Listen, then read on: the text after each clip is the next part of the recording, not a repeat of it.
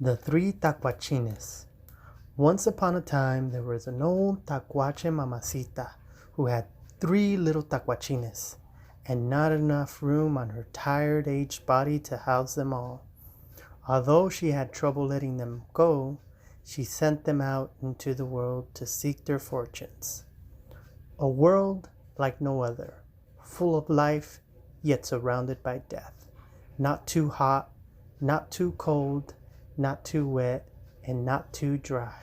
Some would say it was just right. Right for what? That depends on who you ask. The first Tlacuachín was always first. First to get food, first to have fun, and first to rest. So it didn't take long before they decided that they were right at home, closed their eyes, and took a nap by what could have been a river, but was probably just a canal. The second Tlacuachín went a little bit further and found themselves in a giant field of tall, thick grass with bushy flowers growing from the top. It was hard to see through the tall, oversized stems that could have been growing maíz or his favorite, sweet azúcar nectar. The third Tlacuachín knew from watching their mamacita that the best way to stay away from predators was to stay high up in the trees. So they found themselves a giant Montezuma tree with a great thick trunk that could withstand the strong winds and branches with room to spare. Sure enough, a hungry coyote passing through happened to catch the scent of the 3 Tlacuachines. It followed the smell to what could have been a river, but was probably just a canal, and yelled, "Tlacuachín, Tlacuachín, where can you be? Come out and play dead for me, please. Then let me put you out of your misery." But the first Tlacuachín had already smelled the coyote over a mile away and was quick on its feet to find the second Tlacuachín hiding in the sugarcane field.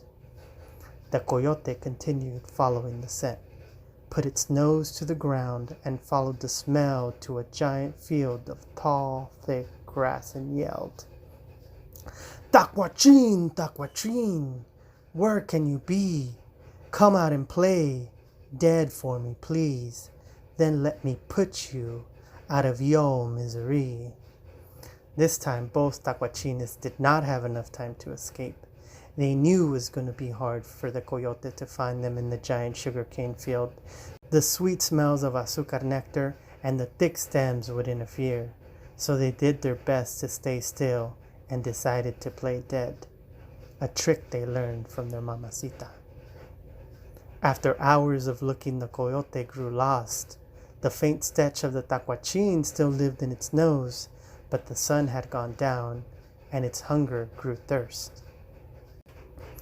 As soon as the night grew dark enough, the Tlacuachines made a run for it. They could smell their sibling close by, and soon enough found their way to the giant Montezuma tree. The coyote continued following the scent, put its nose to the ground, and followed the smell until it came to a giant Montezuma tree and yelled, "Tlacuachín, Tlacuachín, where can you be?